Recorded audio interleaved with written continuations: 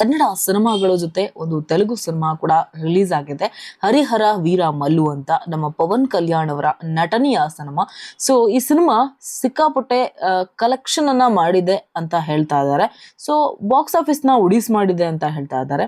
ಇದ್ರ ಜೊತೆ ನಮ್ಮ ಕನ್ನಡ ಸಿನಿಮಾಗಳು ಕೂಡ ಟಕ್ಕರ್ ಕೊಡೋಕೆ ಸ್ಟಾರ್ಟ್ ಆಗಿದೆ ಅಂತ ಹೇಳ್ಬಹುದು. ಯಾಕೆಂದ್ರೆ ಸೋ ಅನ್ನೋ ಒಂದು ಸಿನಿಮಾ, ಕನ್ನಡ ಸಿನಿಮಾ, ಸೊ ಅತಿ ಹೆಚ್ಚು ನಿರೀಕ್ಷೆಯನ್ನ ಹೊಂದಿದಂತ ಸಿನಿಮಾ, ಸಿಕ್ಕಾಪಟ್ಟ ಪ್ರಶಂಸೆಯನ್ನ ಕೂಡ ಪಡೆದಂತಹ ಸಿನಿಮಾ ಅಂತ ಹೇಳ್ಬಹುದು. ಯಾಕಂದ್ರೆ ಇವತ್ತು ಎಲ್ಲರ ಬಾಯಲ್ಲೂ ಕೂಡ ಆ ಸಿನಿಮಾ ಓಡಾಡ್ತಾ ಇತ್ತು.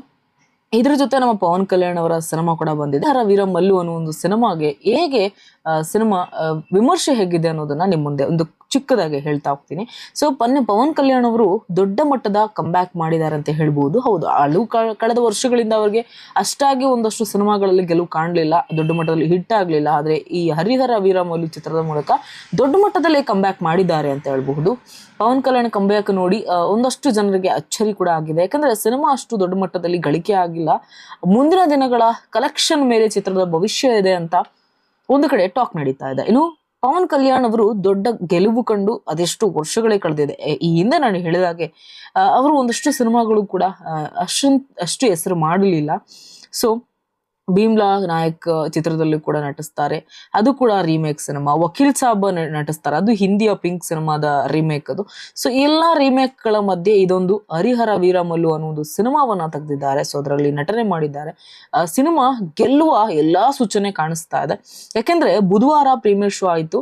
ಅದಾದ ಮೊದಲ ದಿನಗೆ 44 ಕೋಟಿ ರೂಪಾಯಿ ಕನೆಕ್ಷನ್ ಮಾಡಿದೆಯಂತೆ.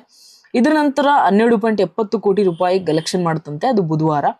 ಸೊ ಗುರುವಾರ ಪ್ರೀಮಿಯರ್ ಶೋ ಆಗಿದೆ, ಮತ್ತೆ ಬುಧವಾರ ಈ ರೀತಿ ಒಂದು ಕನೆಕ್ಷನ್ ವೈಸ್ ಹೋಗ್ತಾ ಇದೆ. ಸೊ ಒಂದಷ್ಟು ನಿರೀಕ್ಷೆ ಇದೆ ಹರಿಹರ ವೀರಮಲ್ಲು ಒಂದಷ್ಟು ಗೆಲ್ಲುತ್ತೆ ಅಂತ. ಹೌದು, ಇನ್ನ ಹರಿಹರ ವೀರಮಲ್ಲು ಸಿನಿಮಾದಲ್ಲಿ ಪವನ್ ಕಲ್ಯಾಣ್ ಕ್ಯಾರೆಕ್ಟರ್ ಹೇಗಿದೆ ಅಂತ ಹೇಳೋದಾದ್ರೆ, ಎಲ್ಲವುದನ್ನು ನಾನು ಇಲ್ಲಿ ಹೇಳ್ತಾ ಹೋದ್ರೆ ನಿಮ್ಗೆ ಇಂಟ್ರೆಸ್ಟ್ ಬರೋದಿಲ್ಲ. ಯಾಕೆಂದ್ರೆ ನೀವು ಕೆಲವೊಂದನ್ನ ಚಿತ್ರಮಂದಿರದಲ್ಲಿ ಆ ದೊಡ್ಡ ಪರದೆಯಲ್ಲಿ ನೋಡಿದಾಗ್ಲೇ ನಿಮ್ಗೆ ಒಂದು ಇಂಟ್ರೆಸ್ಟ್, ಒಂದು ಕುತೂಹಲ, ಸಿನಿಮಾ ಒಂದು ಅದ್ರ ಮೇಲೆ ಪ್ರೀತಿ ಜಾಸ್ತಿ ಆಗುತ್ತೆ ಅಂತ ಹೇಳ್ಬೋದು. ಹೌದು, ಒಂದು ಕಳ್ಳನ ರೀತಿಯಾಗಿ ಒಂದು ಇಂಟ್ರೊಡಕ್ಷನ್ ನ ಪಡೆದುಕೊಳ್ತಾರೆ ಪವನ್ ಕಲ್ಯಾಣ್ ಅವರು. ಒಂದು ಡೈಮಂಡ್ ಕದಿಯುವ ಕಳ್ಳಾಗಿ ತೆರೆ ಮೇಲೆ ಕಾಣಿಸ್ಕೊಳ್ತಾರೆ. ತದನಂತರ ಅಲ್ಲಿ ಕೊಡ್ತಕ್ಕಂಥ, ಈಗ ರಾಜರಲ್ಲಿ ಏನ್ ಕಳ್ತನ ಮಾಡ್ತಾರೆ, ಬೇರೆಯವರಲ್ಲಿ ಏನ್ ಕಳ್ತನ ಮಾಡ್ತಾರೆ, ಅದನ್ನೆಲ್ಲದನ್ನು ಅಲ್ಲಿರ್ತಕ್ಕಂಥ ಬಡ ಜನಗಳಿಗೆ ಹಂಚ್ತಾ ಹೋಗ್ತಾರೆ. ಅವ್ರಿಗೆ ಎಷ್ಟಾಗುತ್ತೆ ಅಷ್ಟು ಜನರಿಗೆ ಸಹಾಯ ಮಾಡುವಂತಹ ಕೆಲಸ ಮಾಡ್ತಾ ಇರ್ತಾರೆ.